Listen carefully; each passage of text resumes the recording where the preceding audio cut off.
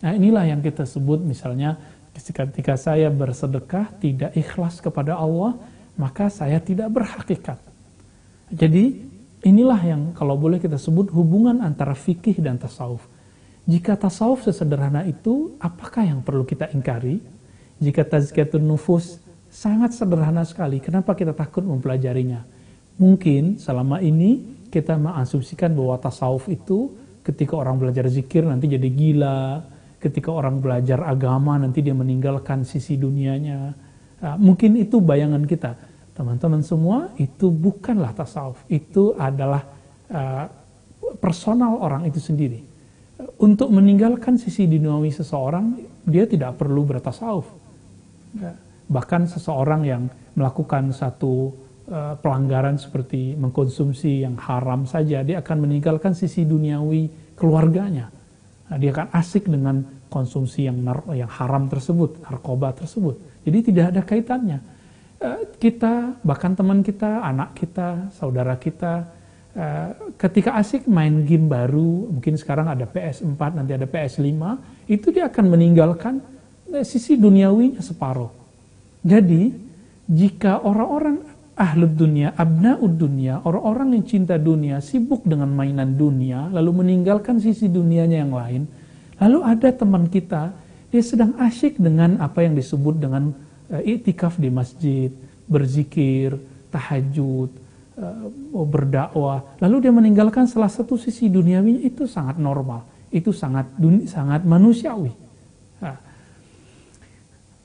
Maka disebutkan dalam kalimat ini, fakullu syariatin, setiap syariat yang tidak dikuatkan dengan nilai-nilai hakikat, artinya setiap sujud yang tidak dibarengi dengan rasa hina dina di hadapan Allah, itu sujudnya tidak diterima, faghairu makbul. Begitu juga sebaliknya, orang yang mengaku dia mempunyai ilmu-ilmu hakikat, ilmu-ilmu qalbu, tapi dia tidak mengamalkan syariat dan dia mengingkari syariat, maka orang-orang ini juga mardud. Orang-orang ini juga tertolak di sisi Allah Subhanahu wa taala. Karena bagaimana mungkin seseorang itu tidak bersyariat lalu mengatakan aku cinta Allah, sama seperti orang yang dia mengatakan aku kasihan kepada orang miskin tapi dia tidak mau membantu orang miskin. Mirip seperti itu. Aku ingin mendapatkan cinta Allah tapi dia tidak mau tahajud. Sedangkan Allah Subhanahu wa taala mengatakan derajat diangkat itu cuma ketika orang bangun di saat tahajud. Bapak Saudara makan Allah, maka Imam Al-Qushairi mempertegas lagi. Apa kata beliau? Fasyari'atu ja'at bi taklifil khalq. Maka syariat itu datang memberi tugas kepada makhluk tubuh kita ini. Wal haqiqatu inba'un an tasrifil haq. Sebaliknya, hakikat itu adalah kabar gembira dari tasriful haq, hadiah-hadiah campur tangan Allah SWT kepada hambanya. Ini yang dikatakan dalam hadis Imam Bukhari, siapa yang datang kepadaku, dalam hadis qudsi Sahih Bukhari, yang datang kepadaku berjalan, aku akan datang kepadanya berlari. Ini yang disebut, yang datang kepadaku dia dengan syariatnya, maka aku akan datang kepadanya. Ini disebut dengan hakikat. Sederhana lagi dalam Al-Quran, surah Al-Baqarah dikatakan, fazkuruni azkurkum. Sebutlah aku sebut kamu. Sebutlah aku dengan syariat, aku akan sebut kamu dengan hakikat.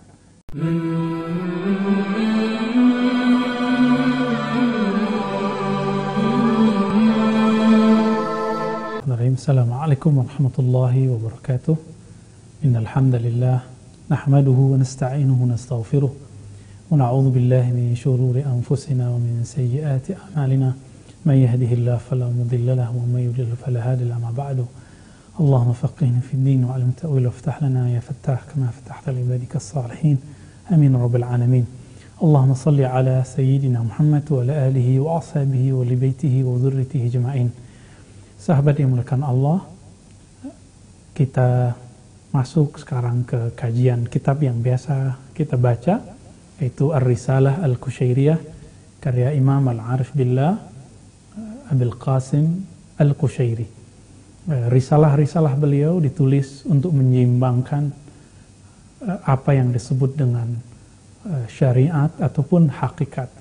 Dua istilah ini sering kita dengar, bahkan di kalangan awam pun orang sering mendengarnya, apalagi di kalangan orang-orang para ustadz, para dai, terutama santri-santri di pesantren. Ya. Muncul dulu anggapan di zaman Imam Al-Qushairi bahwa orang yang belajar ilmu hakikat tidak perlu bersyariat, sehingga beliau kemudian meluruskan pemahaman tersebut dan memberi sebuah judul bab dalam kitab ini dengan judul Al-Syariah wal Haqiqah. Namun sebelum kita masuk ke sana, sahabat dimulakan Allah, setiap ulama, setiap keilmuan, setiap kullu fannin, jadi kita sebut dalam istilah bahasa Arab likulli fannin mustalah khasah. Jadi setiap bagian disiplin keilmuan dalam Islam mempunyai mustalah yang khas, mustalah yang khusus, yang berbeda dengan mustalah istilah-istilah yang ada dalam keilmuan lain. Sebagai contoh, saya belajar hadis kepada guru kita, almarhum Syekhuna Ali Mustafa Yaqub. Beliau mengajarkan apa yang disebut mustalahul hadis, istilah-istilah khusus yang dipakai oleh ulama ahli hadis. Beberapa istilahnya ternyata bahkan hampir semua istilah dalam ilmu hadis itu tidak pernah ada di zaman Nabi, lalu menjadi ada dan menjadi matang di abad ke-6 Hijriah dan 7 Hijriah. Begitu juga ilmu, kemudian muncul ilmu hukum Islam yang disebut fiqih, usul fiqih. Ini pun sudah berbeda antara fikih dan usul fiqih. Muncullah Imam Abu Hanifah yang disebut Imamul Fuqaha, Imam Malik, lalu muncul Imam Syafi'i yang kemudian menjelaskan struktur berpikir ahli fikih. Muncullah satu ilmu dengan sebutan usul fiqh. Dua ini ilmu juga tidak ada di zaman Rasulullah secara harfiah, dan secara istilah baru ada setelah Nabi SAW.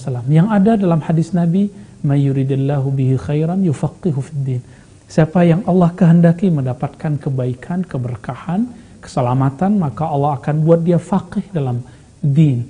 Dan faqih dalam agama, ad-din, tidak hanya persoalan hukum, tapi juga dulu disebut persoalan tafsir, persoalan ilmu qalbu, semuanya disebut dengan faqih, orang yang berilmu fikih. Tapi sekarang orang yang disebut ahli fikih itu hanya orientasinya hukum Islam yang zahir. Sehingga dalam ilmu fikih muncul istilah, ya, misalnya haram, halal, itu ada dalam Al-Quran, itu istilah syariat. Kemudian berkembang, ada yang disebut mandub, ya, yang dianjurkan, makruh. Istilah-istilah ini tidak ada dalam istilah tafsir, adanya dalam istilah ulama-ulama ahli fikih. Juga tidak ada istilah tersebut dalam ilmu hadis. Jadi semua ilmu mempunyai istilah yang berbeda. Maka kesalahan besar dari seorang dai, seorang santri, seorang muslim yang sedang belajar suatu cabang keilmuan, lalu menghukumi ilmu yang lain dengan pemahaman dia dengan ilmu satu ilmu. Contohnya, di dalam fikih ada sebuah istilah, misalnya khalwah. Khalwah dalam fikih itu artinya kita berdua-duaan dengan yang tidak mahram. Sedangkan khalwah dalam ilmu qalbu artinya hati kosong dari selain Allah, sehingga yang ada hanya antara kita, hambanya, dan dia, Allah. Sama istilahnya khalwah, tapi berbeda maknanya. Nah, begitu juga istilah-istilah seperti sahih. Dalam ilmu hadis ada istilah sahih, tapi istilah itu tidak ada dalam ilmu hadis, dalam ilmu qalbu, tidak ada juga dalam ilmu usul fiqih. Ada yang mirip dalam ilmu fiqih, yaitu sah, tapi beda dengan sahih yang dimaksud dalam ahli fiqih. Kalaupun misalnya kita sebut salatun sahihah, salat yang sahih, hadisun sahih, itu berbeda makna. Karena hadis sahih itu ada 5 syaratnya, sedangkan salat yang sahih mempunyai syarat yang banyak dan rukun yang banyak. Nah, inilah perbedaannya. Jadi jangan hukumi satu keilmuan dengan standar keilmuan kita. Mungkin orang tersebut, orang ahli ilmu tersebut, dia mempunyai istilah yang berbeda. Sahabat dimuliakan Allah, maka dalam kajian Risalah Qusyariah ke depan, kami akan mengedepankan, menyajikan istilah-istilah yang biasa digunakan oleh ahli-ahli qalbu, ahli tazkiyatun nufus, ahli-ahli tasawuf. Sehingga istilah ini dia sejajar, selaras sesuai dengan istilah-istilah ulama-ulama ahlus sunnah. Maka kita perlu meluruskan itu supaya orang yang tidak belajar ilmu ini juga bisa berbaik sangka dan bagus persepsi mengenai istilah-istilah ini dan tidak salah persepsi, ya. Baik, sebelumnya mari kita mulai bacaan kitab ini dengan baca basmalah. Bismillahirrahmanirrahim. Kita minta izin kepada Allah yang Maha Pengasih, Maha Penyayang agar meridhai bacaan-bacaan kita ini. Bisanadina, dengan silsilah ilmu kita yang bersambung ilal Imam Abil Qasim Al-Qushayri qaddasallahu sirrahu, yang bersambung kepada Imam Al-Qushayri, semoga Allah memuliakannya di alam sana. Beliau mengatakan asy-syariah wal haqiqah, itu ada beberapa makna. Apa kata beliau? Asy-syariah, syariat itu artinya amrun biltizamil ubudiyah, adalah suatu perkara, suatu perintah yang berkaitan dengan iltizamul ubudiyah, mengenai iltizam, mulazamah, kedisiplinan dalam beribadah. Adapun haqiqah itu adalah musyahadatur rububiyah. Di saat orang beribadah, di saat seseorang sujud, rasa yang dia dapatkan ketika sujud yaitu merendahkan jiwanya, menurunkan egonya, menghabiskan kediriannya, keegoannya. Maka orang-orang ini sedang menjalani proses syariat plus hakikat. Jadi sujud kita itu yang kita sebut khusyuk, salat khusyuk, tawadu, tadarru, ya. Semua istilah ini adalah istilah-istilah hakikat. Adapun kalau kita sebut apa hukum salat, salat wajib, salat sunat, salat makruh pada jam tertentu, ini istilah dalam ilmu syariah. Sahabat yang melakukan Allah, ketika kita menyebutkan saya sujud dan merasakan kedekatan dengan Allah, maka orang ini sedang menggunakan istilah hakikat.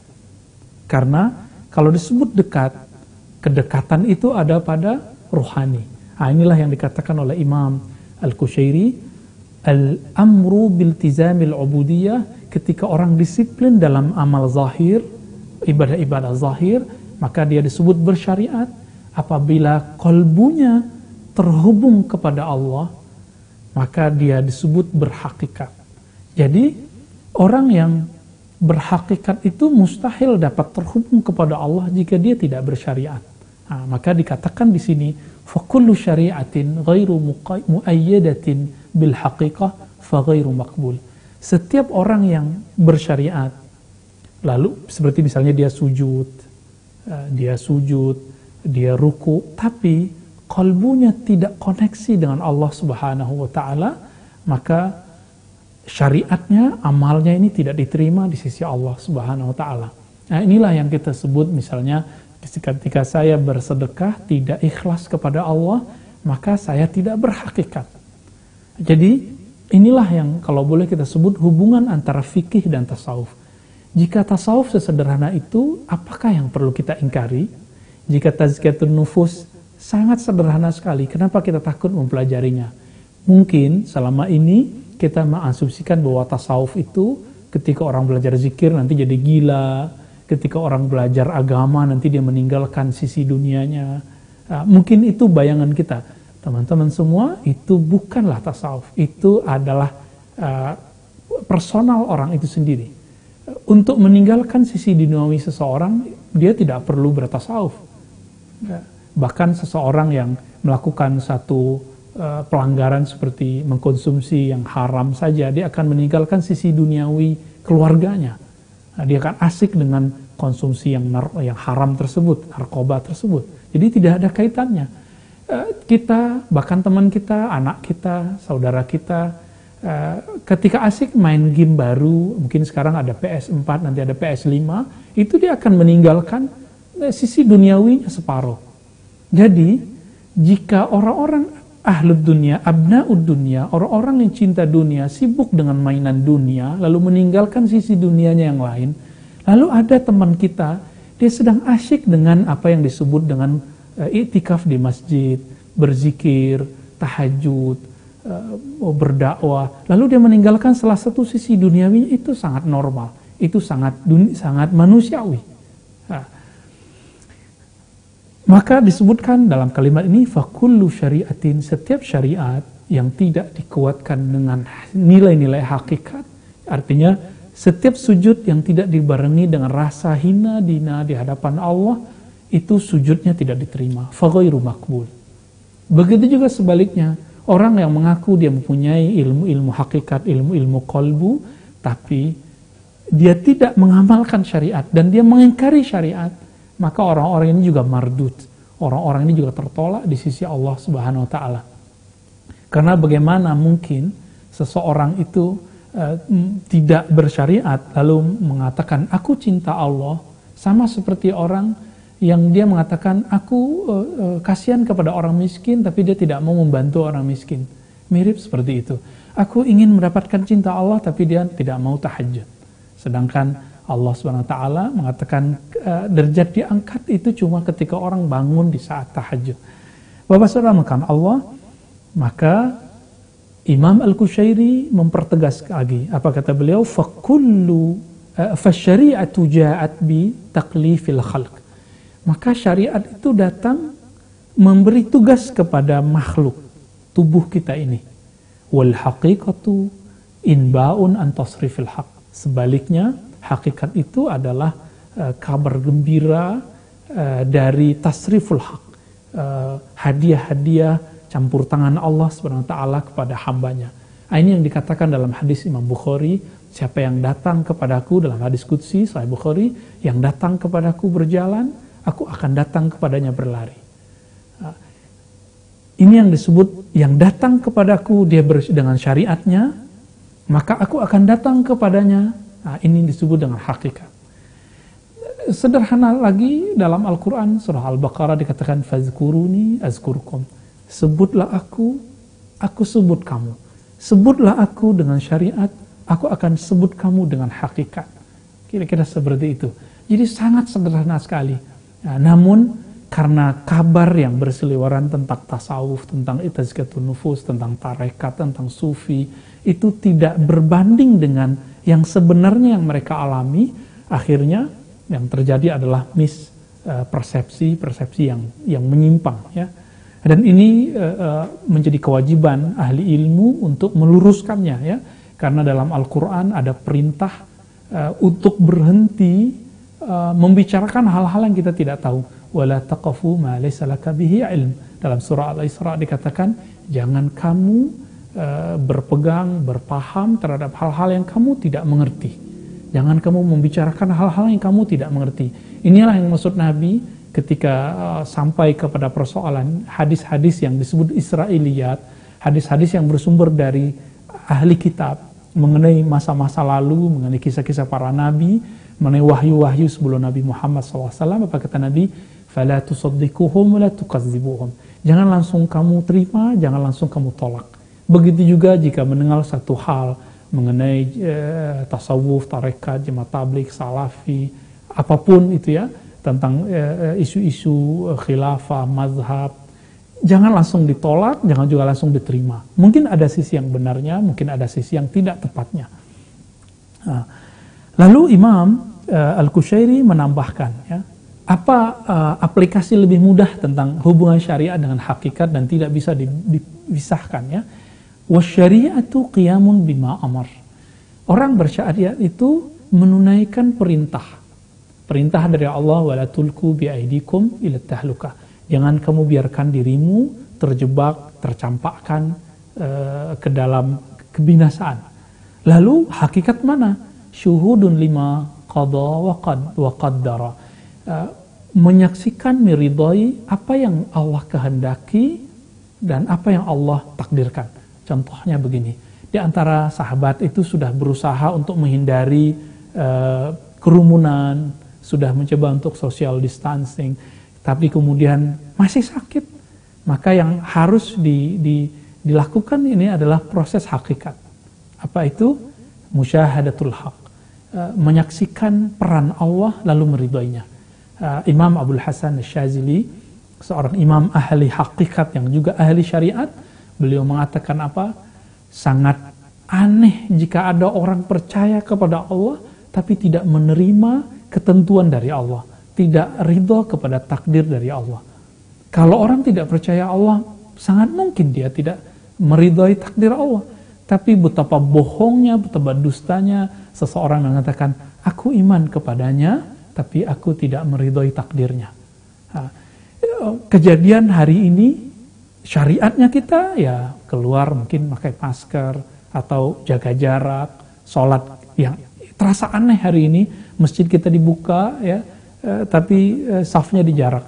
Tapi itu bagian dari syariat. Itu bagian dari syariat, yaitu mengambil asbab. Oleh karena itu di Banten, di Sunda, di daerah-daerah Jawa Barat, orang kalau belajar urut, lalu kalau kita datang ke tukang urut disebut ngambil syariat urut gitu.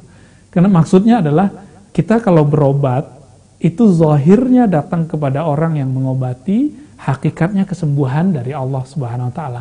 Jadi aplikasi lainnya, ketika kita sakit, kita berobat, itu syariat.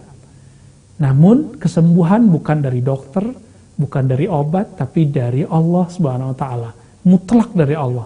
Betul banyak orang yang berobat nggak sembuh, tahu-tahu dikasih air putih oleh seorang yang saleh sembuh. Dan itu kejadian itu sudah di mana-mana ya, apalagi Indonesia yang sangat mencintai guru-gurunya, orang-orang yang saleh. Bapak saudara makan Allah, Imam Al-Qushairi menukil kembali perkataan gurunya Imam Abu Ali Ad-Daqqaq. Imam Abu Ali Ad-Daqqaq ini ulama yang sangat apik dalam menselaraskan antara syariat dan hakikat. Apa kata beliau? Sebenarnya syariat dan hakikat itu ada dalam salah satu penafsiran dari iyyaka na'budu wa iyyaka nasta'in. Iyyaka na'budu secara harfiah, hanya kepadamu ya Allah aku berubudiyah, menyembah. Apa kata beliau Imam Abu Ali Ad-Daqqaq? Inilah yang disebut dengan asy-syariah, yaitu syariat. Adapun al-haqiqah itu adalah wa iyyaka nasta'in. Hanya kepadamu lah ya Allah aku meminta tolong, itu secara harfiah. Namun kami menerjemahkannya lebih dalam lagi, menurut kami ini lebih sesuai. Secara hakikat nasta'in, minta tolong itu karena dalam hati saya ada perasaan bergantung kepada zat atau orang, objek yang saya ingin minta tolong kepadanya. Maka iyyaka na'budu wa iyyaka nasta'in. Iyyaka na'budu adalah syariat beribadah, syariat berobat, syariat bekerja. Adapun nasta'in, hanya kepadamu ya Allah kami bergantung dalam mendapatkan khusyuan darimu ya Allah, ingin mendapatkan rezeki, kami bekerja syariatnya ya Allah, maka rezeki darimu wahai ya Razzaq, wahai yang maha merazak. Kami belajar ya Allah, tapi ilmu itu dari engkau ya Allah ya alim ya alim. Ini yang dikatakan Nabi SAW dalam hadis Bukhari, innama ana qasim wallahu yu'ti, wallahu mu'ti. Aku hanyalah orang yang mentransfer ilmu kepada kalian, tapi yang memberi pada hakikatnya adalah Allah. Nah, inilah pemahaman ini sampai kepada Imam Syafi'i. Imam Syafi'i mengatakan, sebagaimana diriwayatkan oleh Imam Abu Nu'aim dalam Hilyatul Auliya dan kitab Al-Baihaqi, Manaqib Imam Syafi'i, dikatakan di situ apa kata beliau? Aku berharap jika ada satu ilmu, satu kitab dipelajari dariku, fala yunsab ilayya, maka kitab itu kemudian tidak dianggap bersumber dariku. Karena keikhlasan inilah Imam Syafi'i, namanya Allah torehkan sampai saat ini dalam kolbu setiap orang beriman yang belajar tentang hukum-hukum Islam. Siapa hari ini di antara orang yang ngaji, belajar, walaupun tidak santri, yang tidak kenal dengan Imam Syafi'i? Meskipun orang itu tidak bermazhab, bahkan dia anti mazhab, disebut Imam Syafi'i, ada kekaguman dalam hatinya. Kenapa? Karena beliau mempunyai hakikat yang bagus. Beliau mengajar itu syariatnya, tapi pada hakikatnya beliau mengatakan, ilmuku ini milik Allah, bukan milikku sendiri. Jika ada orang mengklaim ini miliknya, tidak masalah. Maka saya berharap teman-teman para pendakwah, baik pendakwah yang mensupport dakwah, baik dalam bentuk sosial media, YouTube, Facebook. Jika ada orang kemudian mengambil video kita, mengambil kajian kita, biarkan, izinkan saja. Kenapa? Saya malu kepada Allah, saya malu kepada Rasulullah, saya malu kepada Imam Syafi'i, malu kepada Imam Bukhari. Imam Bukhari sampai hari ini bukunya paling laku, bahkan lebih laku dari buku Imam Syafi'i. Tapi apakah beliau dapat benefit dari buku yang dicetak hari ini? Secara maliyah, materi beliau tidak dapat. Maka saya pun berazam, setiap kali nyetak buku, mengeluarkan buku, kita wakafkan, kita bagikan saja. Kita berharap semoga di akhirat nanti kelak kita berada bersama imam-imam tersebut. Ya, imam-imam tersebut, meskipun mereka mengatakan kami tidak dijamin masuk surga, tapi kalau bukan mereka lalu surga siapa lagi? Ya, mereka-mereka yang betul-betul dekat kepada Allah. Tapi mereka punya adab. Apa adabnya? Kami belum tentu masuk surga. Ya, Bapak Saudara karena Allah, sahabat yang dimuliakan Allah. Nah, inilah bab hakikat. Biarkanlah kita lelah-lelah berdakwah, capek-capek untuk membagi-bagi ilmu-ilmunya Allah. Lalu nama kita nggak disebut orang, ya, nggak disebut orang, nggak diapresiasi orang. Biarkan itu terjadi, serahkan semuanya kepada Allah. Inilah dakwah bersyariat, dakwah berhakikat. Nah, saya mengajak kita semua untuk sampai kepada level ini, dan itu perlu latihan. Dan latihan yang paling bagus di luar kita berdakwah adalah kita mendakwahkan diri kita sendiri kepada Allah. Apa makna dakwah? Dakwah artinya mengajak. Jika kita mau mengajak orang ke suatu tempat, kita harus mengenal tempat itu. Jika saudara, sahabat semua ingin mengajak seseorang kepada Allah, kita harus tahu jalan kepada Allah. Maka ajak dulu diri kita bangun malam hari. Ajak dulu diri kita berhakikat dalam membaca la ilaha illallah. Baca la ilaha illallah secara syariat mudah. Saya baca la ilaha illallah, itu syariat. Tapi secara hakikat, saya kemudian meniadakan diri, mengatakan aku tidak berperan kecuali hanya Allah. Tapi secara zahir tetap kita yang bertanggung jawab. Maka sahabat yang melakukan Allah, ini kita turunkan ketika kita punya anak. Mungkin teman-teman sebagian sudah punya anak, bahkan punya cucu. Jika kita punya cucu, jangan dibanggakan di hadapan orang.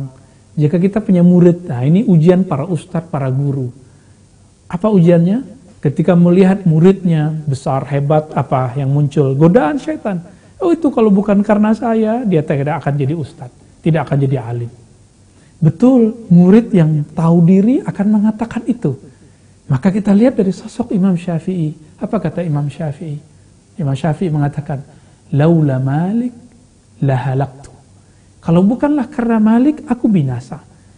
Yang sering dinukil oleh Imam Abu Nuaim, imam-imam yang lain, Imam As-Subki, itu ada kalimat, laula Malik wa Sufyan, lahalakatil Hijaz. Kalau bukanlah karena dua guru ini, Imam Malik dan Imam Sufyan bin Uyainah, maka negeri Hijaz yang sekarang separohnya adalah negeri Saudi, akan binasa secara keilmuan. Nah, maka dulu kami ketika diwisuda oleh guru kami, Allah yarham, Syekhuna Ali Mustafa Yaqub, kami mengatakan, laula Syekhuna Ali Mustafa lahalakar Razi. So, kalau bukanlah karena guru kami, Syekhuna Ali Mustafa, tentu kami akan binasa. Secara keilmuan tentunya ya. Maka sahabat yang melakukan Allah, inilah penerapan sederhana dari syariat dan hakikat. Jadi sederhana. Maka besok kita bekerja, mungkin ada yang bekerja dari rumah, ada yang udah masuk kantor dengan new normalnya, maka berangkatlah bekerja, tapi iktikadkan bahwa yang memberi hanya Allah, yang menebar rezeki hanyalah Allah. Karena kalau berharap ke perusahaan bisa bangkrut, kita bersandar diri, bergantung kepada bos bisa jadi juga collab, ya. Semuanya bisa terjadi. Maka saya khawatir orang-orang yang menduakan Allah dalam pikirannya dengan bos-bosnya, dengan tempat kerjanya. Bahkan mohon maaf, orang yang paling aman kerjanya adalah pegawai-pegawai pemerintah. Itu pun saya katakan itu tidak aman juga. Meskipun kita sudah lihat sekarang karyawan sudah banyak yang di PHK, ada yang dirumahkan saja, ya, belum di PHK. Semua itu itu bukti bahwa Allah sedang menegur kita semua. Jangan-jangan selama ini kita menganggap yang memberi rezeki, yang membagi-bagi rezeki itu adalah tempat kerja. Ya, kami juga pernah mengalami itu dan saya yakin kita banyak mengalami itu. Dan ini teguran, semoga ini tidak berulang kembali, bahwa sebenarnya Ar-Razzaq, pemberi rezeki adalah Allah. Jadi secara syariat bekerjalah, secara hakikat yakini itu dari Allah. Secara syariat berobatlah, secara hakikat mintalah kesembuhan kepada Allah. Secara syariat kita perjuangkan orang sakit supaya sembuh, namun jika Allah kemudian ambil nyawanya, itu hakikatnya berpulang kepada Allah Subhanahu wa taala. Sahabat yang melakukan Allah, dengan demikian Imam Al-Qushayri memberikan quote bagian penutup, ya. Apa kata beliau? Sesuai perkataan Abu Ali Ad-Daqqaq, iyyaka na'budu, kepada kamu kami menyembah, artinya kami menyatakan menjaga syariat, disiplin menjalankan syariat. Sedangkan yang kedua, wa iyyaka nasta'in, kami ingin mempelajari hakikat. Jadi saran saya kepada teman-teman yang sudah hijrah, sudah menemukan guru jangan satu. Selevel Imam Bukhari berguru kepada ribuan orang, 1.700 gurunya. Imam Abu Hanifah berguru kepada 4.000 orang. Imam Ibn Hibban kepada 2.000-an orang lebih. Sampai hari ini guru-guru itu banyak. Jika kita berguru kepada seseorang, maka syariatnya kita harus berguru kepada yang lain. Kenapa? Ilmu Allah itu maha luas. Dengan seluas banyaknya makhluknya, lebih lagi dari itu. Dilipat gandakan lagi dari itu. Maka kalau kita berguru ke seseorang, kita wajib juga berguru kepada yang lain. Nah, sehingga qalbu ini terbuka. Jadi datang berguru kepada orang itu disebut syariat, meyakini bahwa ilmu itu dari Allah, itulah hakikat. Nah, sahabat yang melakukan Allah, mari jaga asbab hakikat dan tunggulah keajaiban dari hakikat Allah Subhanahu wa taala. Zikirlah kepada Allah, maka akan muncul hakikat ketenangan dalam diri. Jadi kalau ada orang mengatakan, Ustadz saya sudah zikir kok nggak tenang. Iya, salahnya kenapa Anda sudah zikir? Yang diperintahkan Allah itu zikir sebanyak-banyaknya, bukan sudah berzikir. Jadi kalau ada orang yang selalu berzikir, pasti dia tenang. Tapi kalau dia mengatakan, tadi pagi aku sudah zikir, ya mungkin waktu itu kita tenang. Tapi setelah itu selesai, ketenangannya berjarak kembali.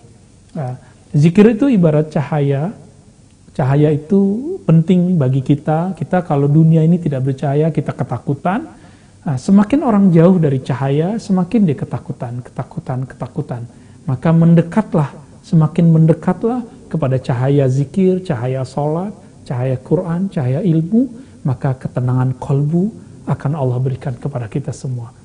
Sahabat yang melakukan Allah, demikianlah pembahasan sederhana yang sering berseliweran di luar. Apa itu syariat, apa itu hakikat, berdasarkan kitab Ar-Risalah Al-Qushairiyah. Ya, mungkin ada yang mau bacaan pertanyaan yang mau kita sampaikan, ya. Tafadhal.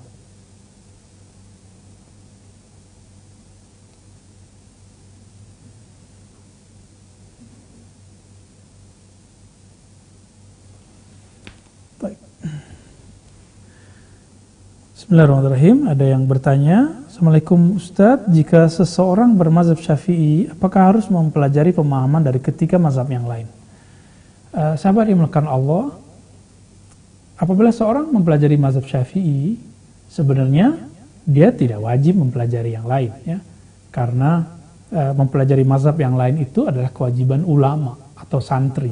Tapi kalau ingin mempelajari itu boleh, itu sangat dianjurkan bahkan, ya. Tapi saya dapat pastikan, sebenarnya kalau orang belajar satu mazhab, dia tidak akan selesai belajar mazhab itu, kecuali dia memang seorang ulama dan pembaca yang sangat luar biasa. Mungkin dia akan bisa menyelesaikan satu mazhab lalu pindah ke mazhab yang lain. Namun orang-orang seperti saya, seperti kita, mungkin antum ada yang bagus bacaannya, tapi mungkin kurang talaki, kurang berguru, itu kita kurang percaya juga, ya. Sampai hari ini saya belum selesai belajar mazhab Syafi'i, tapi kita melihat beberapa mazhab yang lain, tapi bukan secara utuh. Kita melihat dari sisi perbandingan yang telah disajikan oleh ulama.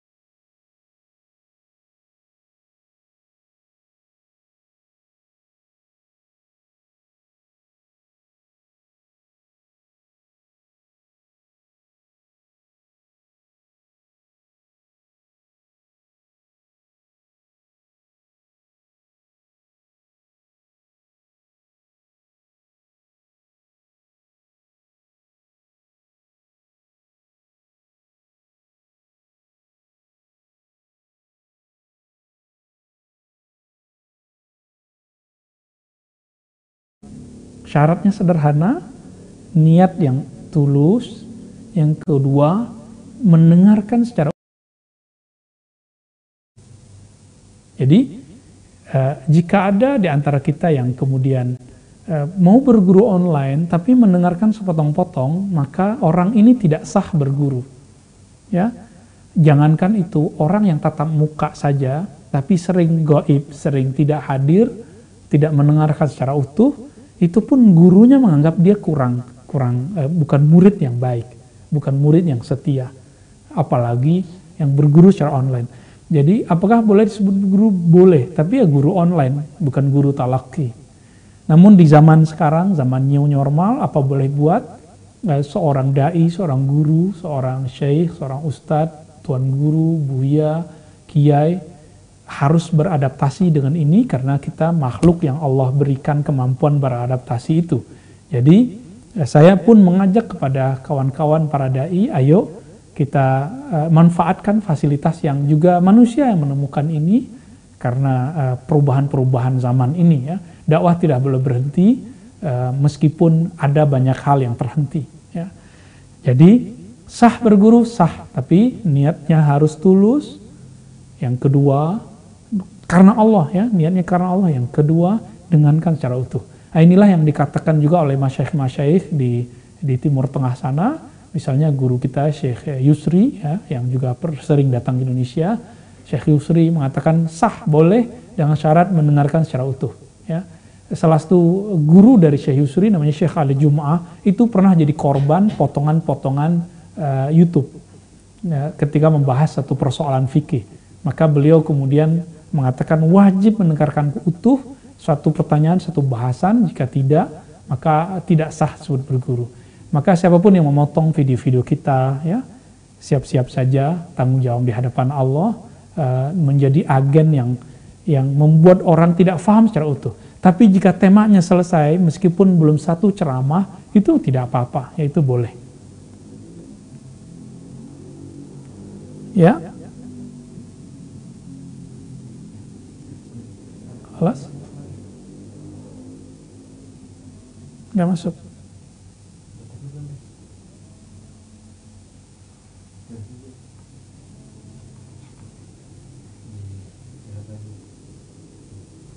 Oke, pertanyaan yang kelima. Beberapa masjid sudah dibuka mendirikan salat jamaah. Apakah kita boleh salat di rumah untuk tetap mencegah COVID-19 yang dianjurkan pemerintah sebelumnya? Ya, ini pertanyaan bagus. Ini jadi pertanyaan banyak kawan-kawan kita yang pencinta masjid tapi juga takut corona. Ya.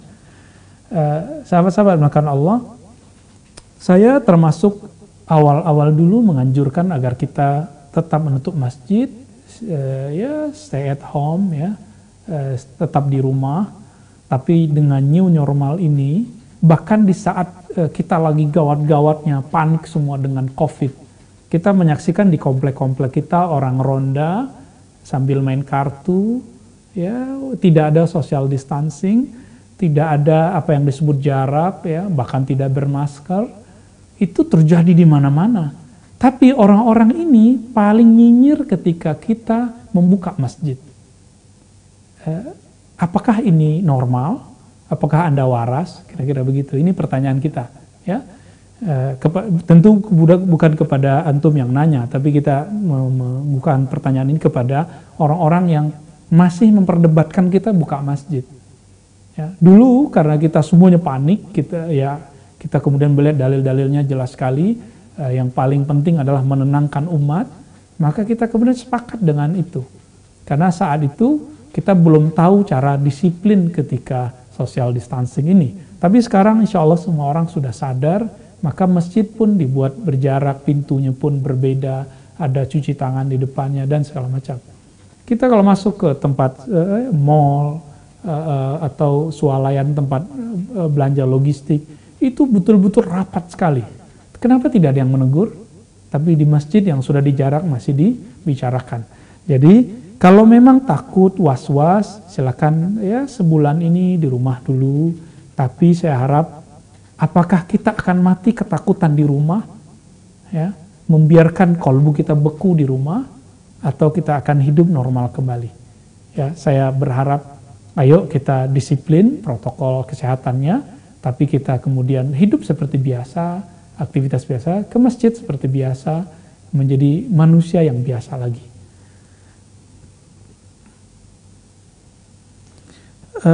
Bagaimana hukum baca Al-Quran tanpa ada bimbingan ahli Quran dan belajar sendiri hanya dari YouTube-nya? Sahabat yang melakukan Allah, belajar dari YouTube, apapun ilmunya selalu tidak akan permanen.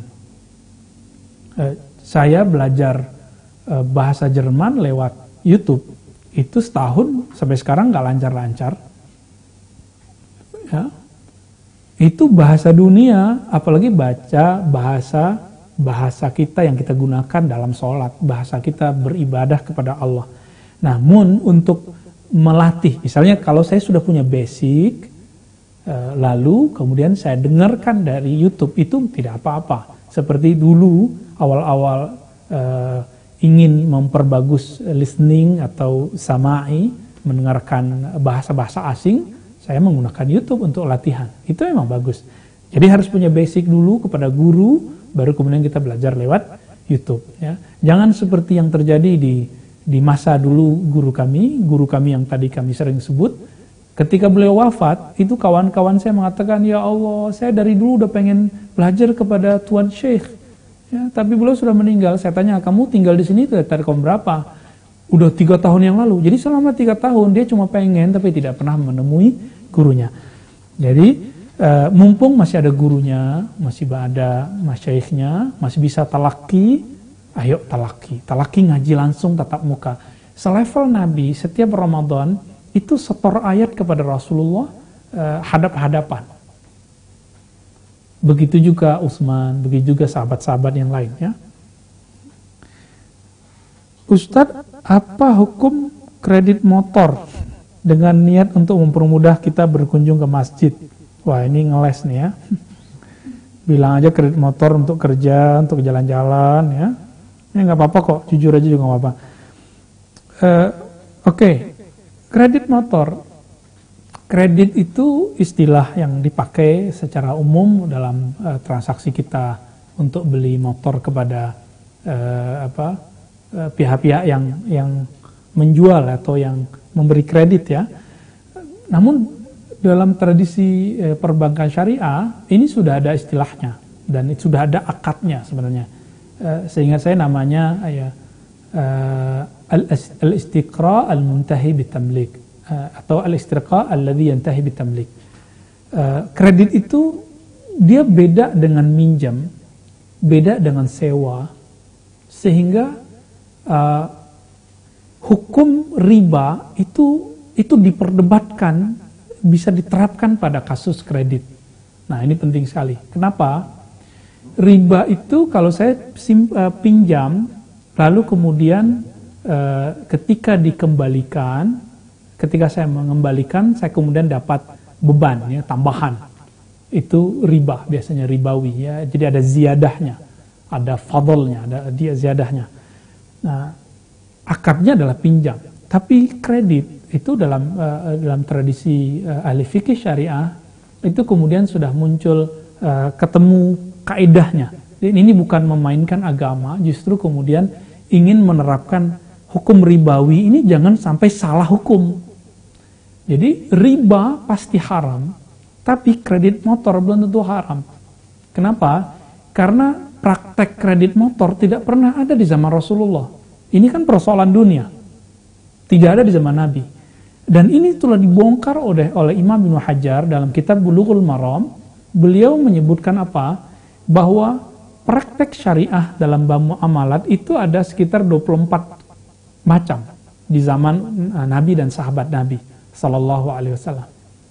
Dan di situ tidak ada namanya istiqra al-muntahi bitamlik.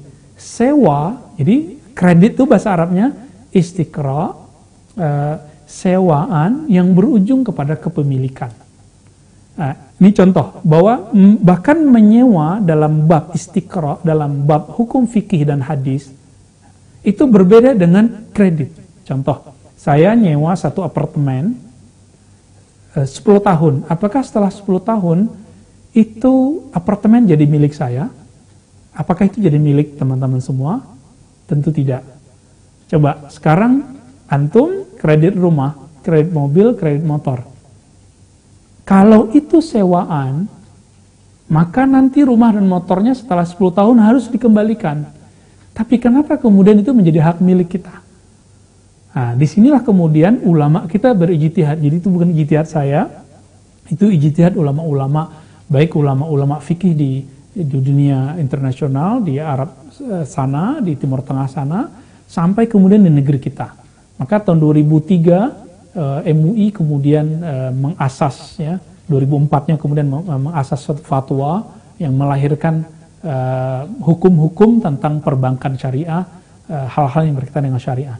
Jika masih percaya dengan MUI, silakan ikuti ya, dan itu sudah ada panduannya ya. Namun di bank syariah sendiri ada perbedaan dalam istilah ya antara kredit dengan sewa yang berujung kepada kepemilikan ya. Mungkin maksudnya sewa jual gitu ya. Wallahu a'lam, ini istilah-istilah teman-teman di perbankan, muamalat ya. Jadi jika antum ingin kredit berdasarkan fatwa-fatwa tadi, apalagi merujuk kepada fatwa Darul Ifta Mesir, hukumnya boleh. Tapi kalau mengikuti kepada fatwa konvensional yang lama, ya hukumnya tidak boleh. Ya. Saya tidak bisa menegaskannya, namun silakan dilihat saja pembahasan yang tadi. Ya. Banyak sekali nih. Ustadz, saya suka gelisah, mohon petunjuk, bahkan sering marah-marah, padahal saya sudah berhijrah beberapa tahun lalu. Ini kalau boleh ditanya, orangnya sudah nikah belum ya? Mungkin dia belum nikah. Karena orang-orang yang tiba-tiba marah, emosionalnya, kadang-kadang dia belum punya pendamping yang bisa meredam. Karena dalam Al-Quran, surah Ar-Rum itu ya, disebutkan bahwa Allah menjadikan pasangan litaskunu, agar sukun. Sukun, saya masih ingat dulu Syekh Aiman Suwaid, guru kami dari Damaskus sana, beliau mengatakan litaskunu, secara harfiah kata sukun itu walaupun secara harfiah sederhana, yang tadinya barisnya A, I, U, sekarang menjadi sukun. Sukun itu dia nggak A di atas lagi, nggak di bawah lagi, nggak di depan lagi gitu. Beliau kelakar seorang ulama, tapi filosofi maknanya masuk. Litaskunu biar sukun, biar dia tenang. Tapi jika malah menikahnya tidak dapat sakinah, mungkin tidak ada kesamaan, maka teman-teman jangankan beda agama, beda manhaj saja itu bisa tengkar di rumah. Ya, sahabat-sahabat saya beberapa mohon maaf sudah gagal dalam berumah tangga cuma karena satu berpaham A, satu berpaham B, padahal masing-masing muslim, sama-sama berhijrah. Nah, jadi kita bukan eksklusif, tapi kalau ingin umur pernikahannya panjang, silakan cari yang sefaham sama dan berkarakter mirip. Jadi gimana caranya? Jika belum ketemu itu, perbanyak puasa, karena puasa itu bukan hanya menahan syahwat, tapi juga menahan emosi. Menahan emosi. Jadi untuk menghilangkan kegelisahan, banyak-banyak puasa. Banyak-banyak puasa. Lalu diisi, tidak hanya dikosongkan, lalu diisi dengan nama-nama Allah Subhanahu wa taala. Perbanyak nama Allah, ya Allah, kemudian ada satu nama lagi yaitu Al-Mu'min, Al-Muhaimin. Allah yang memberi ketenangan, kedamaian. Al-Mu'min, Al-Muhaimin. Wiridkan ini, amalkan ini, ya Allah, ya Mu'min, ya Muhaimin. Insya Allah diperbanyak ini pagi, sore, misalnya didisiplinkan 100 kali, 100 sore, ya, pagi, sore. Nanti akan ada efeknya. Tapi jangan berharap langsung, kenapa? Karena antum zikirnya cuma pagi sore. Orang kalau ingin mendapatkan rahasia langsung, dia harus berzikir tiada henti. Ya, baru akan terasa langsung kedahsyatannya.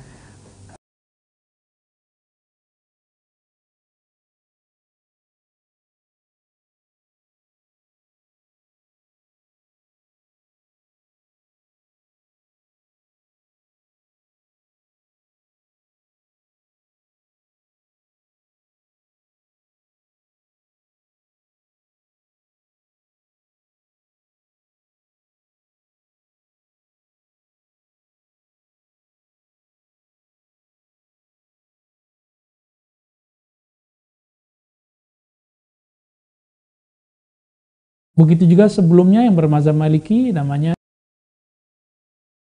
At-Tazkirah.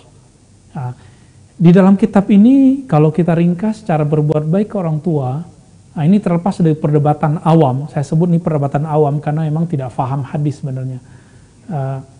Di dalam kitab-kitab tersebut disebutkanlah hadis-hadis berbagai macam. Yang paling lengkap itu Imam Ibnu Qayyim yang menyebutkan bahwa baik amalan bacaan ataupun amalan badan, amalan maliyah, harta, sedekah itu bisa sampai kepada orang tua.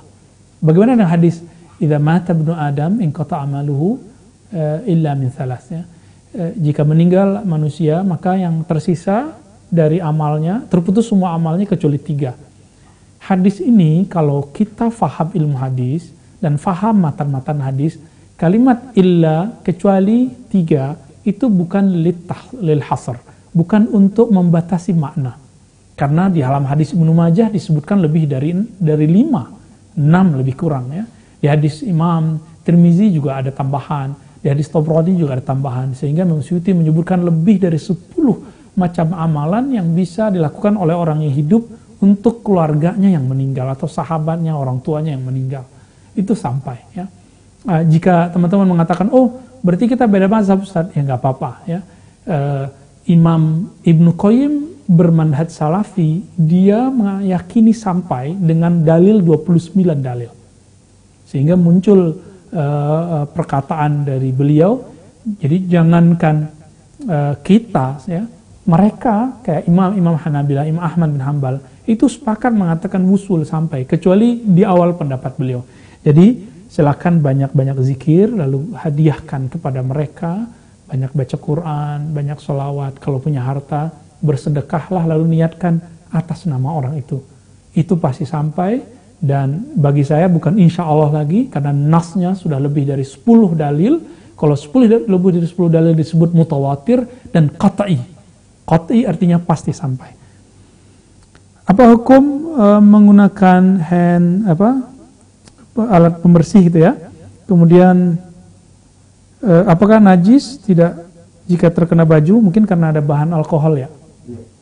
Oke, teman-teman semua, alkohol itu terbagi dua.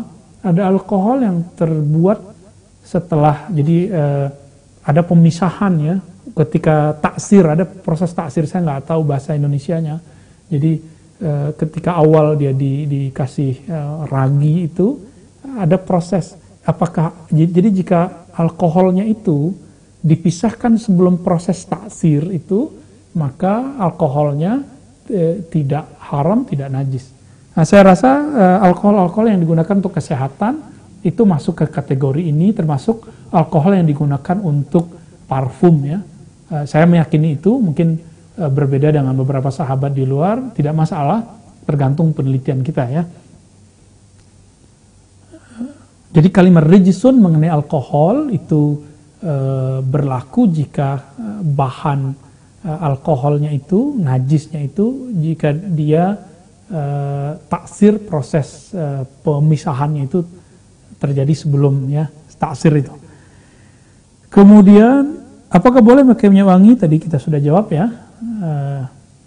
Insya Allah minyak wangi, parfum yang pakai alkohol itu bukan alkohol yang untuk memabukkan, tapi dia alkohol bahkan kalau dipakai untuk musim-musim sekarang itu bisa membunuh kuman ya, atau bakteri, bahkan virus. Izin bertanya, bagaimana adab-adab menuntut ilmu? Adab menuntut ilmu sebenarnya kalau di kajian di pesantren-pesantren itu ada banyak ya, ada 6 misalnya, bahkan itu dibacakan dalam syair, tapi saya ringkas jadi 2 aja. Belajar ilmu itu 2 aja, niat tulus kepada Allah, lalu cari guru yang bersanad. Udah gitu aja ya. Kalau zaman dulu harus pakai yang 6 itu, jadi harus ngaji lama, datang kepada orangnya. Nah sekarang kita 2 itu aja. Kemudian terakhir, bila saya mandi sering sekalian berwudu, apakah lebih baik air wudu dikeringkan dengan anduk atau tidak? Ya, biar enak ya, hilang keraguan, selesai mandi ya, atau berwudu dulu baru mandi. Lalu tapi syaratnya tidak menyentuh bagian vital saat kita mandi setelah berwudu. Nabi lebih sering begitu. Jadi Nabi, ketika Nabi mandi wajib, maka beliau berwudu dulu, artinya sebelum itu belum membersihkan anggota-anggota badannya, lalu mandi tanpa menyentuh bagian vital, sehingga selesai tidak. Dan Nabi dikatakan dalam hadis Fatimah di Bukhari, tidak mengusap badannya setelah mandi. Mandi apa itu? Mandi wajib. Dan barangkali ini tidak diusap karena di saat itu musim panas dan Nabi mandinya di siang hari. Jika kita mandinya di malam hari, apalagi ada AC, terutama yang baru menikah ya, mungkin lebih baik dia keringkan dulu. Wassallallahu ala Nabi Muhammad, semoga ini bermanfaat. Kajian kita diridhoi oleh Allah SWT, aib kita, masa lalu kita Allah perbaiki, masa depan kita Allah jaga. Amin ya rabbal alamin. Wassalamualaikum warahmatullahi wabarakatuh. Hmm.